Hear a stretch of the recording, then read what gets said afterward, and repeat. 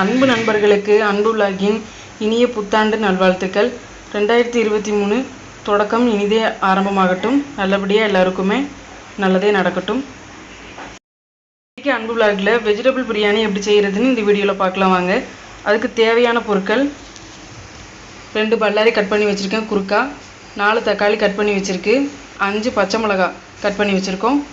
இதுக்கு காய் beans, carrot, உருளைக்கிழங்கு, மீல் மேக்கரை நல்லா வெந்நில ஊற வச்சு எடுத்து வச்சுருக்கோம். இங்கே பாருங்க, புளிஞ்சு எடுத்து வச்சுருக்கோம். இந்த மாதிரி எடுத்து வச்சுக்கோங்க.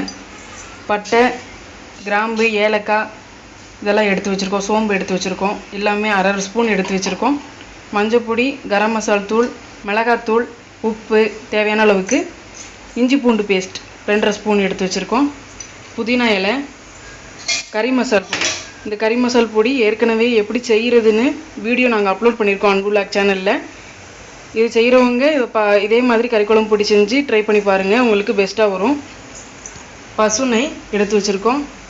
1 கிலோ அரிசி இது நம்ம பிரியாணிக்கு எடுத்திருக்கோம். இது 10 பேர் சாப்பிடலாம். அதுக்கு தேவையான அளவுக்கு தான் நாங்கள் காய்கறிகள் அரிசியெல்லாம் எடுத்து வச்சுருக்கோம். அரிசியை தண்ணியில் ஊற போட்டு நாங்கள் எல்லாமே ஃபில்ட்ரு பண்ணி தனியாக எடுத்து வச்சுருக்கேன். இப்போது இதுக்கு நாங்கள் வெஜிடபிள் பிரியாணிக்கு பச்சை பட்டாணி யூஸ் பண்ணலாம். நாங்கள் காஞ்ச பட்டாணியை வேக வச்சு யூஸ் பண்ணுறோம். 2 விசில் வந்துருச்சு, ஆஃப் பண்ணிட்டோம். செய்கிறவங்க பச்சை பட்டாணி யூஸ் பண்ணிங்கன்னா இன்னும் கொஞ்சம் டேஸ்ட்டாக இருக்கும். இப்போ நம்ம அடுப்பு ஆனில் தான் இருக்குது, சிம்மில் இருக்குது. ஸ்டவ்வில் குக்கர் வச்சுருக்கோம். இப்போ குக்கரில் 2 ஸ்பூன் நெய் ஊற்றிருக்கேன். 2 குழிக்கரண்டி அளவுக்கு ஆயில் ஊற்றிருக்கோம். இப்போது நெய் ஊற்றிக்கலாம்.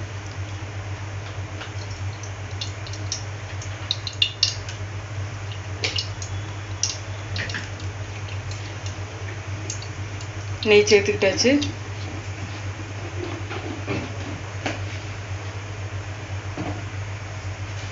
நெய் உருகிருச்சு. இப்போ நம்ம எடுத்து வச்சிருக்கிற பட்டை, சோம்பு இதெல்லாம் போட்டுக்கலாம்.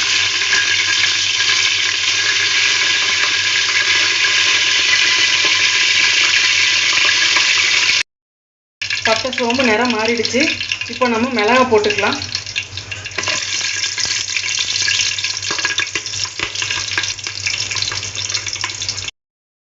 இப்போ நம்ம கட் பண்ணி வச்சுருக்க வெங்காயத்தை இதில் சேர்த்துக்கலாம்.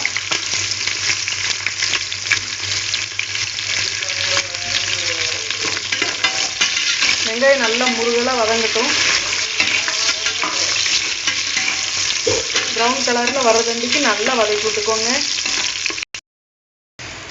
இப்போ பாருங்கள், வெங்காயம் நல்லா நம்மளுக்கு முருகலாக ஆயிடுச்சு. ப்ரௌன் கலரில் ப்ரௌனிஷ் ஆயிடுச்சு.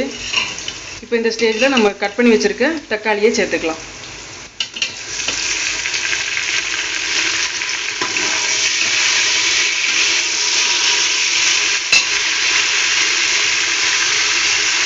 உப்பு இந்த ஸ்டேஜில் உப்பு போட்டுக்கோங்க, தேவையான அளவு சேர்த்துக்கோங்க. தக்காளி நல்லா சுருளை வதங்கிடுச்சு பாருங்கள், இன்னும் நல்லா பிரிஞ்சு வருது. இந்த ஸ்டேஜில் இஞ்சி பூண்டு பேஸ்ட்டு எடுத்து வச்சுருக்கோம், அதை போட்டுக்கலாம். 2.5 ஸ்பூன் எடுத்து வச்சுருக்கோம், அதை போட்டுக்கலாம். இஞ்சி பூண்டு பேஸ்ட் நல்லா போட்டு நல்லா வதக்கிட்டுக்கோங்க.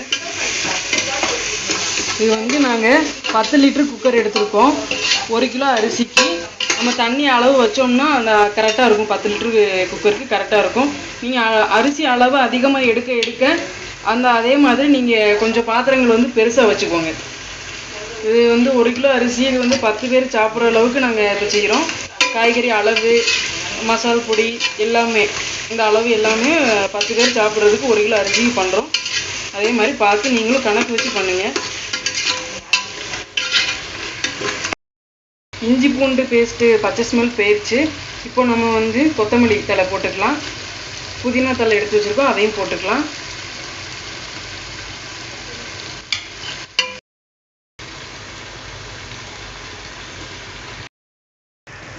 இப்போ நம்ம எடுத்து வச்சுருக்க காய்கறிகளை போட்டுக்கலாம்.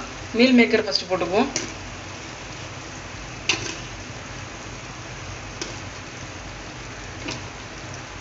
கேரட் போட்டுக்கலாம்.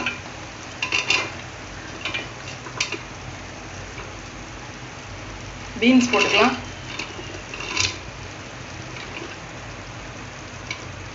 இந்த மாதிரி காய்கறிலாம் போட்டோம்னா நல்லா கலர்ஃபுல்லாக இருக்கும்.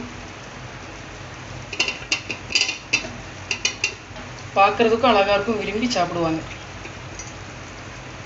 உருளைக்கிழங்கு போட்டாச்சு.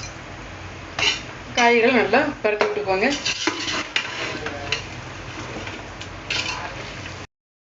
இப்போ காயெல்லாம் நல்லா ஆயில் நல்லா பட்டு நல்லா பரட்டி விட்டுருக்கோம்.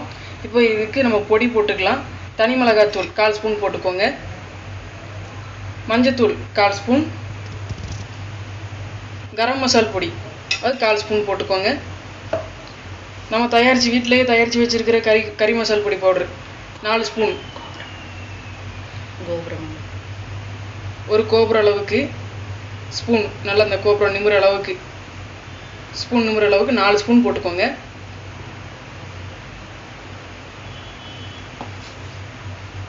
இப்போ இந்த காய்க்கு தேவையான அளவுக்கு உப்பு போட்டுக்கோங்க.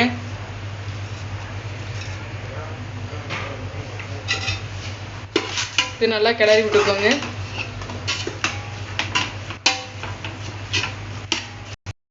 இந்த பாத்திரம் அளவுக்கு தான் நாங்கள் 1 கிலோ அரிசியை நல்லா ஊற வச்சுருந்தோம்.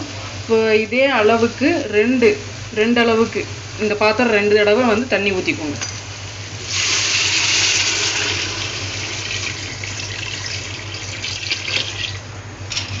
அந்த பாத்திரம் அளவுக்கு 2 தடவை தண்ணி ஊற்றிக்கணும்.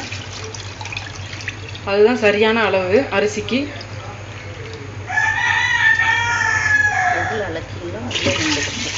எந்த நீங்கள் மெஷர்மெண்ட் வச்சு எதில் நீங்கள் அளந்து போடுறீங்களோ, கப்பில் அளந்து போட்டாலும் சரி, இல்லை உலக்கு எதுவாக இருந்தாலும் சரி, அந்த அளவுக்கு எந்த அளவுக்கு எடுத்துக்கிறீங்களோ அரிசி அதே அளவுக்கு நீங்கள் ரெண்டு தடவை தண்ணி ஊற்றிக்கோங்க.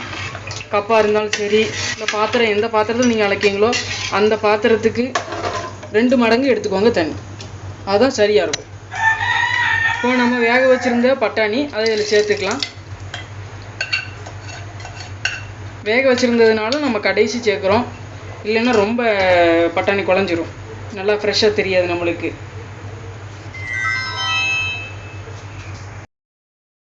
இப்போது இதில் நாங்கள் தயிர் சேர்த்துக்கிறோம். கெட்டியான தயிர். தக்காளி கம்மியாக போட்டுட்டு புளிப்புக்காக நம்ம தயிர் சேர்த்துக்கலாம். விருப்பப்படுறவங்க சேர்த்துக்கோங்க. தண்ணி சேர்த்துருக்கோம். தண்ணி கொதிக்கட்டும். ஒரு கொதி கொதிச்சதுக்கப்புறம் அரிசி சேர்த்துக்கலாம். பாருங்கள், நம்ம தண்ணி ஊற்றி வச்சுருந்தோம், நல்லா கொதிச்சிருச்சு. இப்போ நம்ம அரிசியை போட்டுக்கலாம். கலந்து வச்சுருக்கிற அரிசியை போட்டுக்கோங்க.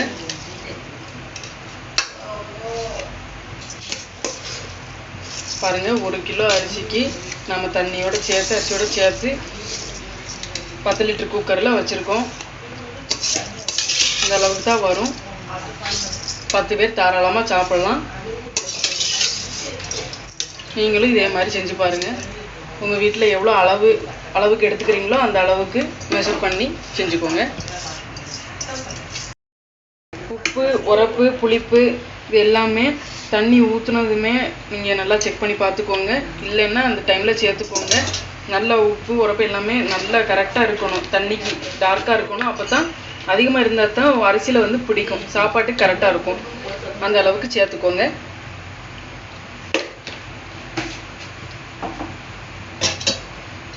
நல்லா கலந்து விட்டுக்கோங்க. இப்போ நம்ம குக்கரை முடிக்கலாம். மூடி போட்டு முடிக்கலாம்.